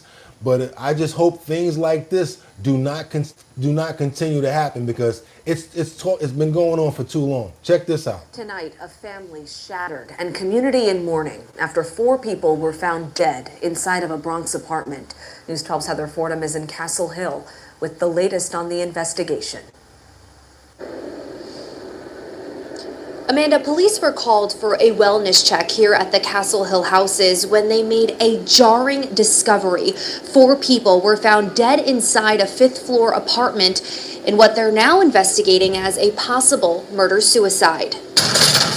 It was anything but an ordinary morning at NYCHA's Castle Hill houses on Lacombe Avenue. It's awful. NYPD officers occupied the lobby and 5th floor, where officers found a gun and 4 people dead inside an apartment. It was Stute, his daughter, her boyfriend, and the mother. They're all up in the apartment dead. Police sources say it was a domestic dispute. A 44-year-old man is suspected of killing his 75-year-old mother, his 26-year-old daughter, and her boyfriend before he turned the gun on himself. A neighbor who didn't want to be on camera says he saw the 44-year-old early Wednesday morning, about 2 hours before police were called. They was in the hallway. He was in the hall trying to get ready to take my kid to school in the morning.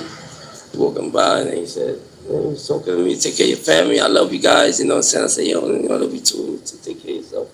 He said, nah, you ain't gonna see me no more. I said, bro, you bugging, stop playing, you know, stop. Candles glowed outside the apartment as heartbroken friends of the 75-year-old victim, identifying her as Teresa, remembered her as a kind and friendly face in the community. He said to him, you're not gonna see me no more. Did you hear that? It's very fantastic. Loving person, hygienic, very grateful, somebody that you could look up to. Neighbors have set up a small makeshift memorial outside the entrance of the building. Meanwhile, the office of the medical examiner will now take over on the investigation to determine their cause of death. In Castle Hill, Heather Fordham. Yeah, well, I think you know the cause, and that, yeah, you probably already figured it out. We got to get on over to this Covington situation where I think I showed you guys the other day. This kid powed a grandmother while she was going to the ATM to get money out for her granddaughter that was waiting for her in the car. This is crazy. He got 11 years for powing that grandmother in front of the granddaughter, y'all. And yeah, we definitely want to pray for the family and all of the loss in this tragic event that happened in the Bronx. Pray for peace and pray for we pray for strength and resolve in this terrible, tragic event, Lord. Amen. Let's keep on moving forward. We got to get to this guy right here who's got sentenced to 11 years for some nonsense. And as you can see, he's got all the tattoos and everything on his face. So I guess he called himself a, YN.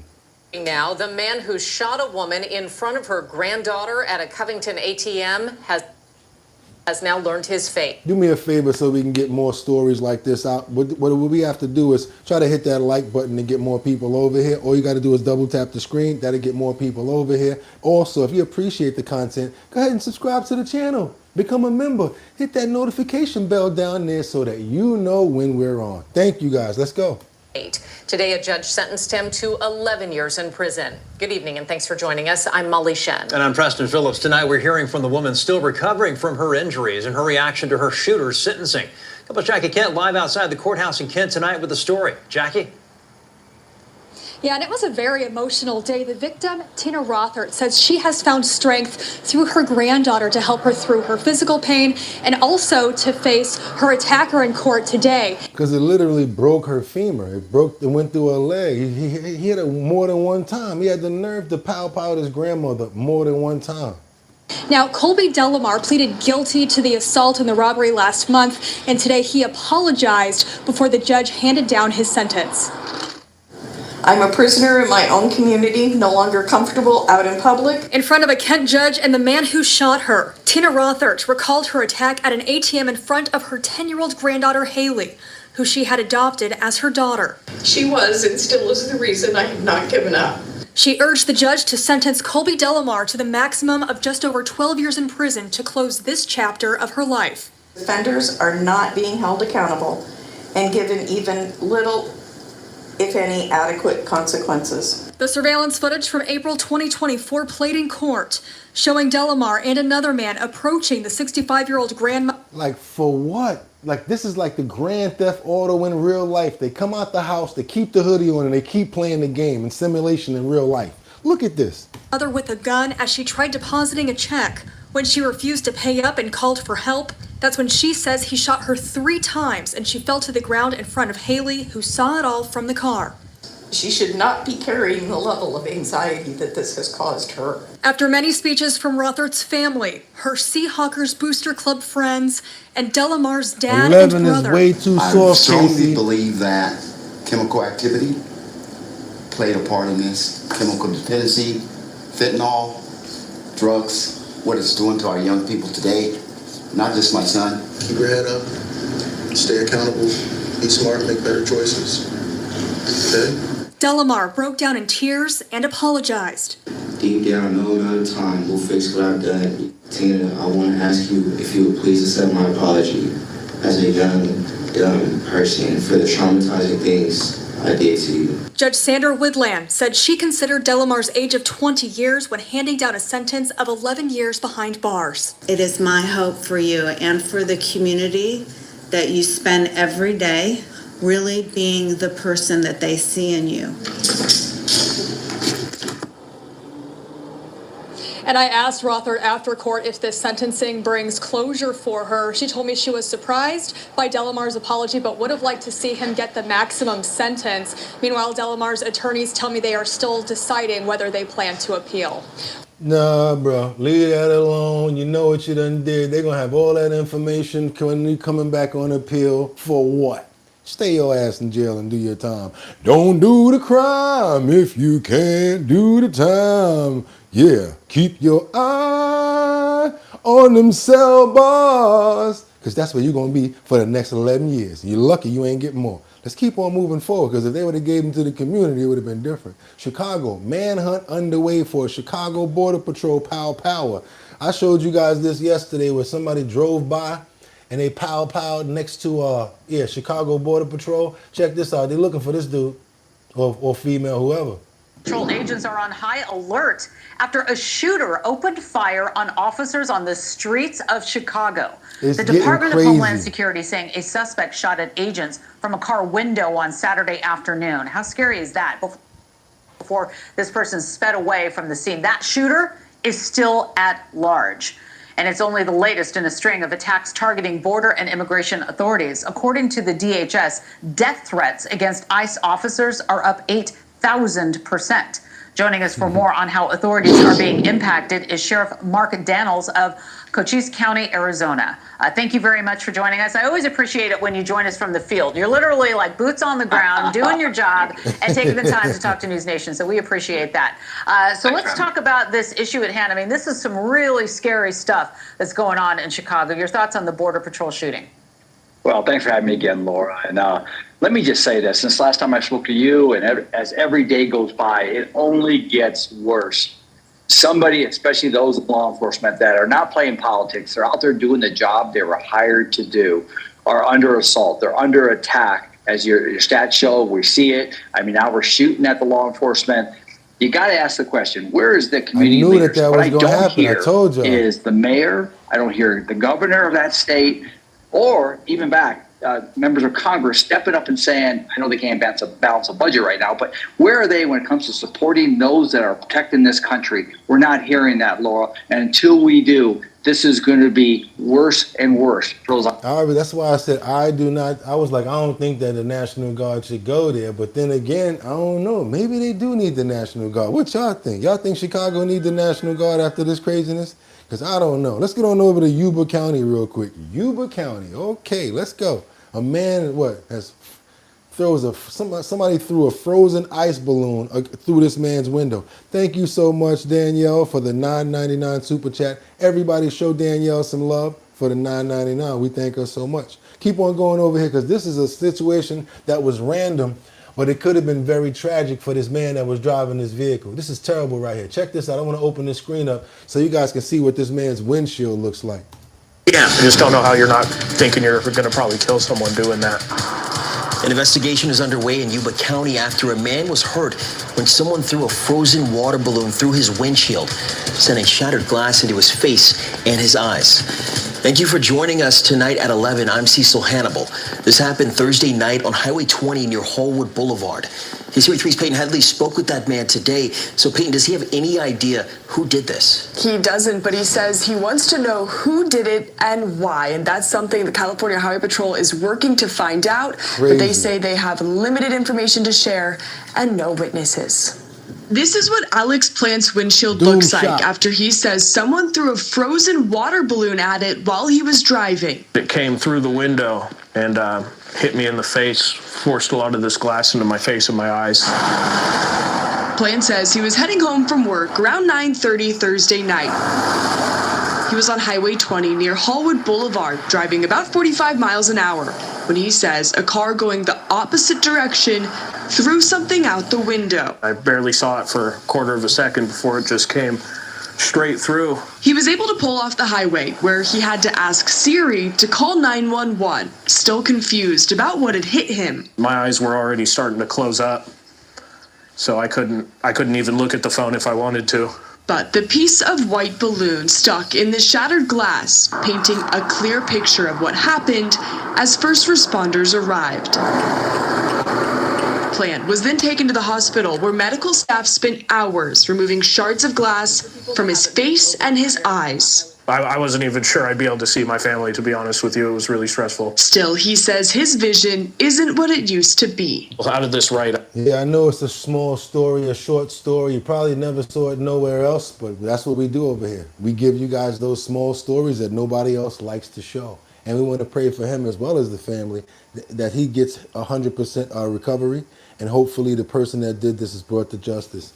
Hey man, let's keep on moving forward now, because now we got some dash cam captures, dramatic pursuit of this individual that threatened to pow a woman. Yep, the police was right on his back, got him, and guess what? Out of there. Let's go. The 21-year-old. Vehicle. We got him secured. Stop your vehicle. I'm at Holmes and 207. So he didn't want to stop. Come up to me, advising that a male. Thank you so much, Bama B. Everybody say thank you to Bama B for $9.99 super chat. Thank you. 4792 St. John's. He just took off from me. 4792 St. John's. He's going around traffic.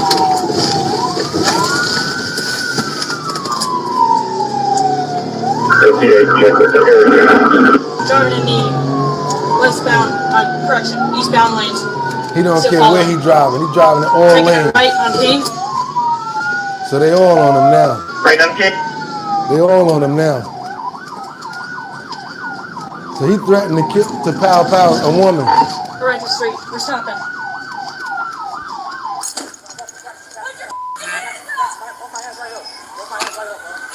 Who else in the car? Who else in the car? Get out the passenger side. Come out of the passenger side. Y'all understand I have a gun. I don't want to do nothing that'll make y'all shoot. Crawl out the car. Crawl out. Crawl out the car. Crawl out the car. Get on the ground. Get on the ground. Get on the ground. Get on the ground. You better lay out on the ground.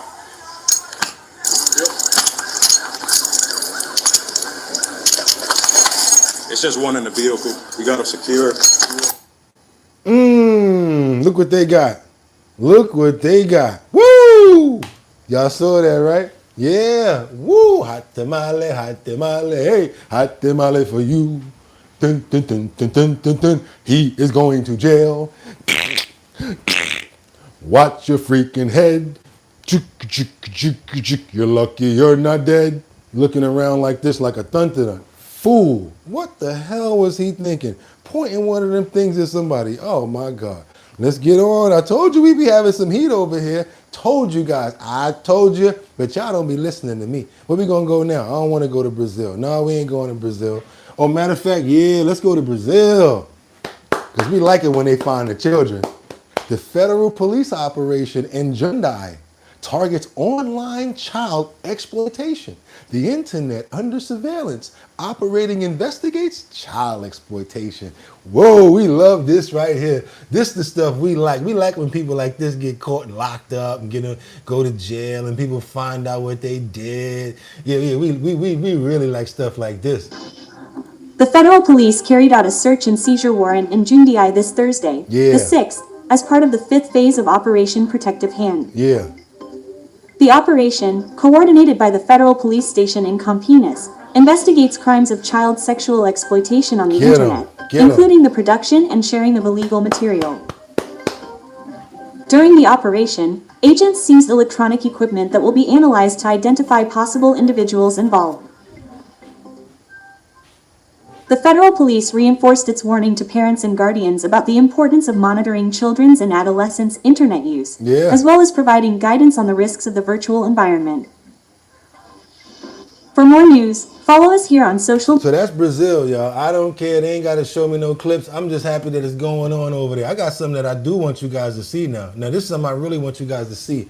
We've been talking about this for a while. We brought this story up 3 days ago where this woman got kicked out of the gym. What was it? Gold's Gym? Because she was getting angry at a trans person that was in the bathroom with his tusk swinging like this. She said she was in there naked, and next thing you know, she turned around and she's like, "Excuse me, are you doing some work in here? How dare you? Yeah, you look like a man, not a woman, like a man. Come on, check this out. I'm gonna let her tell a story over here. Check this out." And I'm done with it. It's stupid. Go on, Rita. It's dangerous. Me naked in front of a man without my permission. I'm the one who gets kicked out the gym, y'all. I'm terminated for not wanting men in the locker room. Did you hear that? It's dangerous, or dangerous, as she's put it. She did not consent to being naked in front of a man, and she, despite being the victim in that ordeal, she's the one that had her membership terminated. It didn't matter that she and God knows how many other women felt violated. Today I was naked in the locker room. I turn around and there's a man there. In boy clothes, lip gloss, standing there looking at me, I'm butt naked. So the first thing I think is maybe there's a worker in here, maybe I missed the sign. I say the word sir to say, "Sir, what are you doing in here?" He goes, "Don't talk to me. I'm a woman. I have a right to be in here."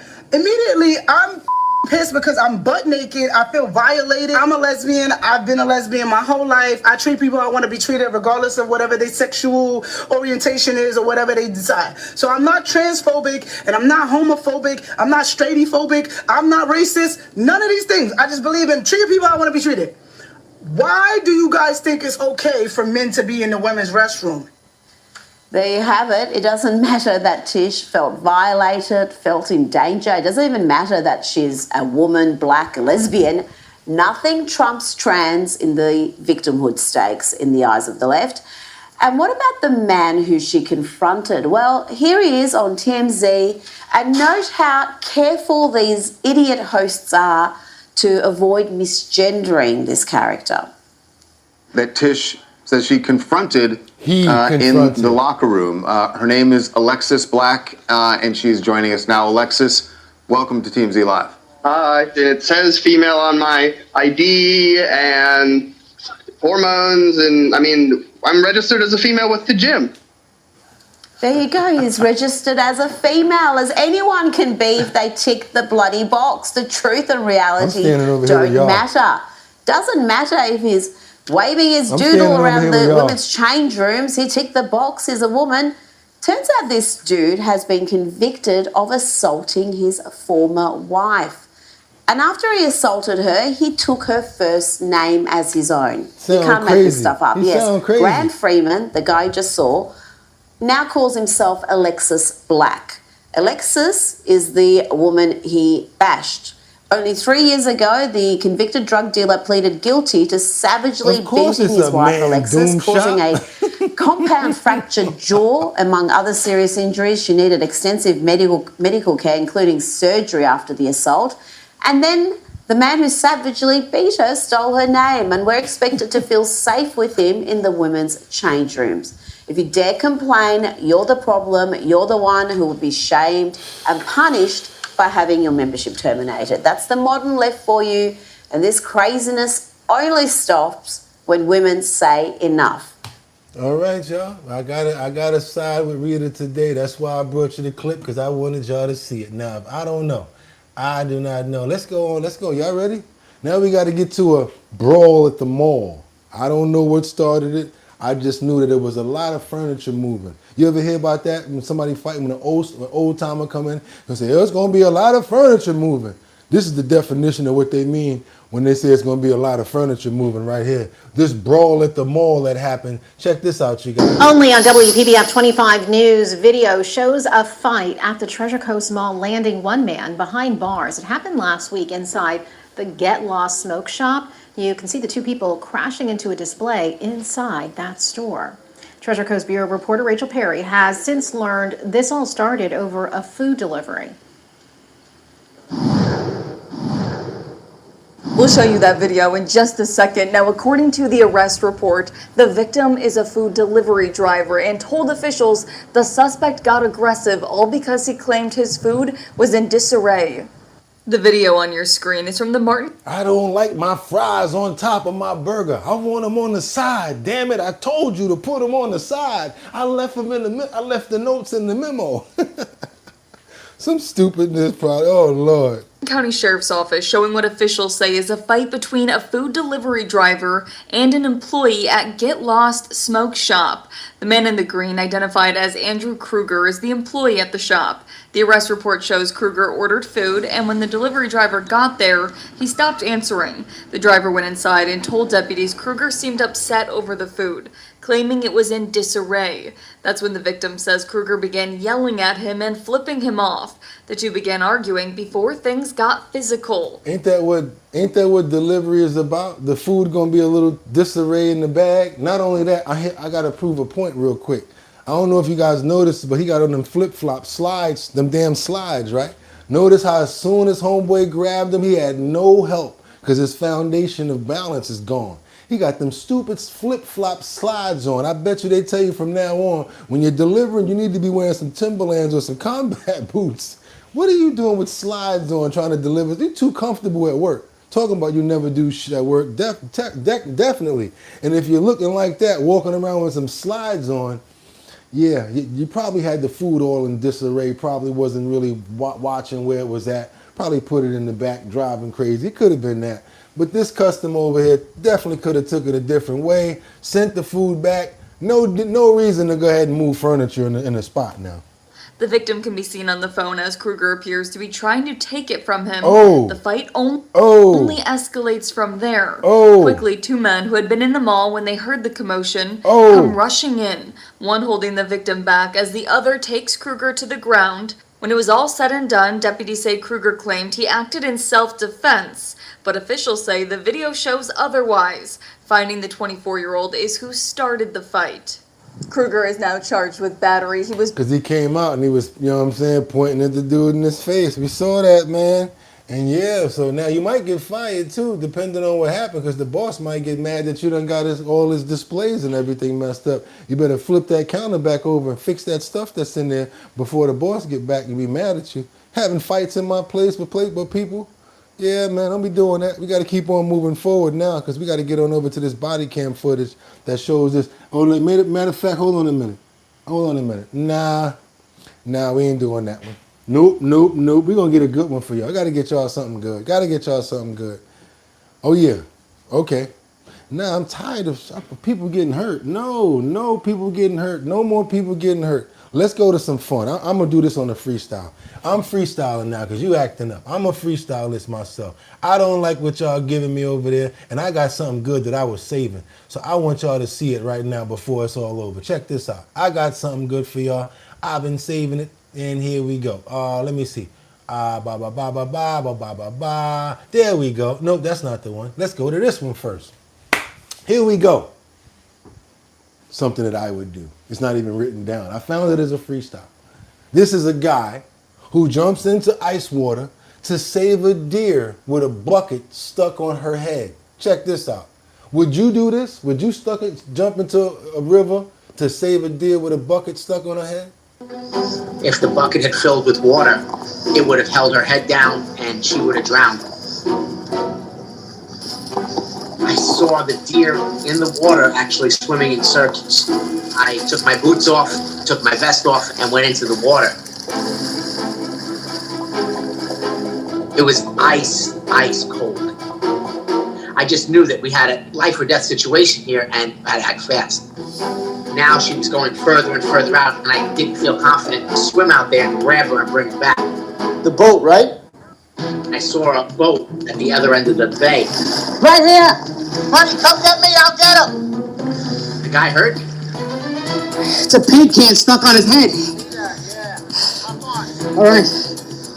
I'm with Animal Rescue. He came and he pulled me up, got me onto the boat.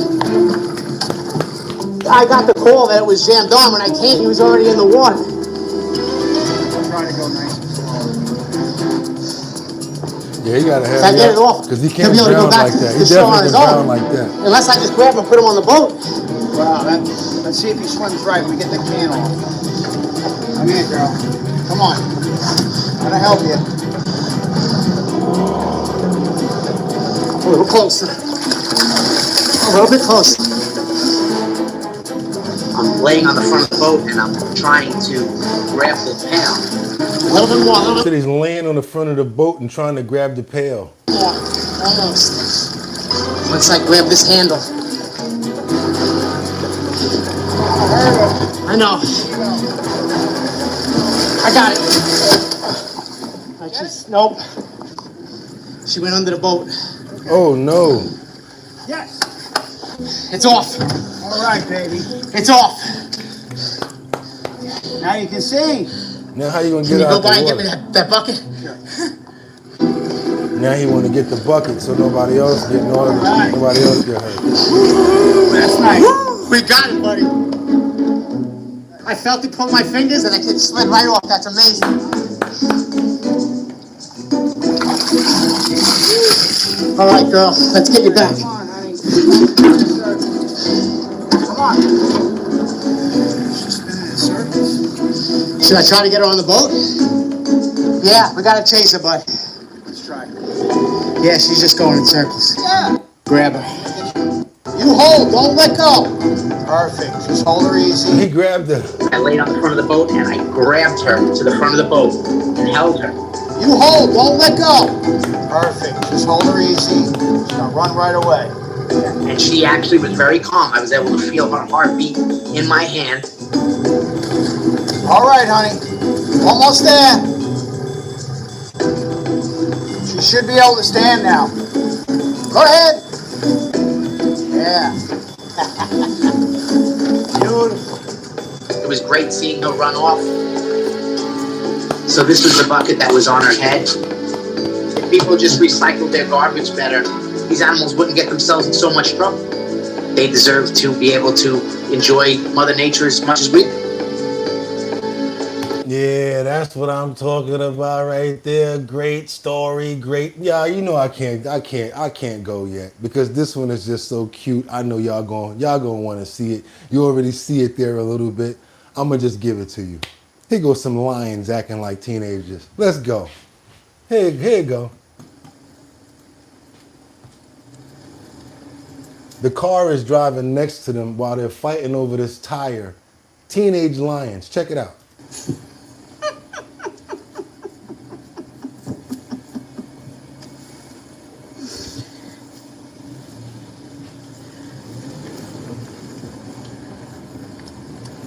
He tried to trip him.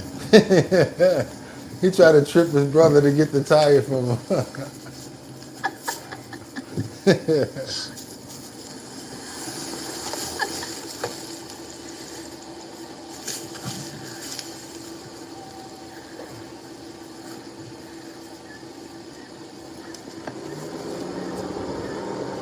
Imagine being able to look at that. Imagine that being your life. Imagine being able to see nothing but animals all the time. That's what I can't wait to do because I want to rescue, and that's what I'm planning on doing. But until then, if you guys are trying to make some money, hit that link in the description and you can make up to $600 today. We got 2 surveys in there. One is for $500, the other one is for like $125. So you guys will make some money and I'll make some money too. Also, if you're trying to promote your business, you're trying to get your business out there, I don't know what you do. You're a traveling salesman, or you a lawn doctor? I don't know what you do, but if you're trying to get your business out there, we're going to help you. How are we going to do that? Send over your promo pics and all your advertisements in a 1080 by 1080 size frame, and we're going to put it up in our post notification area so every one of our almost 58,000 subscribers will be able to see your business, and you may be able to get some more business going.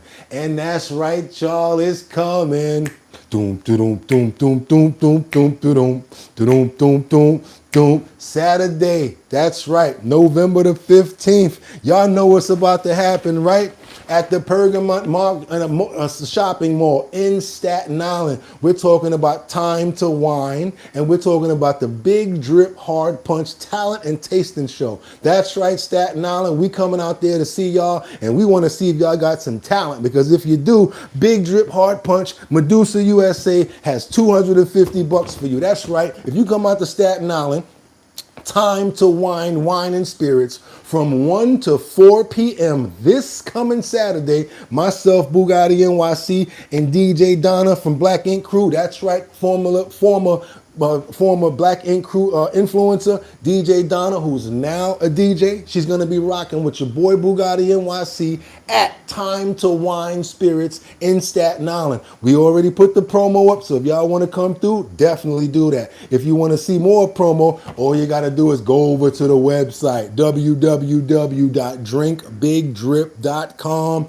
All you got to do is go join the mailing list, and you're going to get all the promos coming to you from everything that we got going on. If you don't know already, Big Drip Hard Punch is doing a talent show. It's called Show Your Talent Show. Your boy Bugatti NYC, I am the host. We're going to be doing a talent show where you can make $250. We do it in Manhattan, Bronx, Brooklyn, Queens, Staten Island. That's right, Staten Island. We're coming for y'all. So if y'all got talent, we want to see it. We're not just talking about singing and dancing, because talent is many different levels. You can make $250. Boom! If you come to Staten Island, let us see what your talent is, and we like it. Guess what? $250. After we go to every single borough and get a winner, we bring everybody together to one central location in Manhattan, where that one person is going to make $1,000 on top of that $250 that they already made. One winner. Even if you're a group, don't try to be slick. Say, oh, wait a minute, there's 5 of us. Well, guess what? Y'all gonna have to split that $1,000. There you go. That's how we're gonna do that right there. But we're trying to give back to the people right now, because we know it's real out there. And the Show Your Talent show is the way that we're gonna do it. That's right. Time to Wine, Pergamon Shopping Mall, Staten Island. This Saturday from 1 to 4, Bugatti NYC going to be there, Donna going to be there, and guess what? We're going to be going live from there. So if y'all want to be a part of it, come on, come through. Make sure you're 21 and older. Also, let's get those prayers going out for the last people. There you go, Mark NYC. Casey, praying for you, brother. Liberty and justice. We're going to pray for Chris Smith. That's right, 5711. We also got K-Cell right up in here this morning. Rebecca Lon Yen Bueno. We always praying for you, sis. Chiming in from Grand Rapids, Michigan. Who else we got up in the building? We got Blue Crab Network, vote blue every day, he says. Okay, they say. Who else we got up in the building? We want to give shout out to Adam. That's right, we got Mark Dorfman. We got Sam Champion, who always shows love. Everybody that showed some love today with the super chats, we appreciate you so much. Go ahead and subscribe to the channel. Hopefully you guys have a fantastic, safe, and healthy day. Every single person under the sound of my voice. Sky, YouTube, Jay Woods. Who else we got up in here? Rebecca, Jay Woods, everybody. Amen. That's right, you guys. It's Monday, my favorite day of the week. I can't wait to start calling, so people are going to have to pick up the phone. So tomorrow, we'll be back 6 o'clock in the morning, same channel, doing our thing. Hopefully you guys had a fantastic show, because it's time for us to get to the business and we got to get out of here. With that being said, y'all could have went anywhere. But the fact of the matter that y'all came to chill with me, I appreciate you. So until tomorrow, get 'em! Peace. One.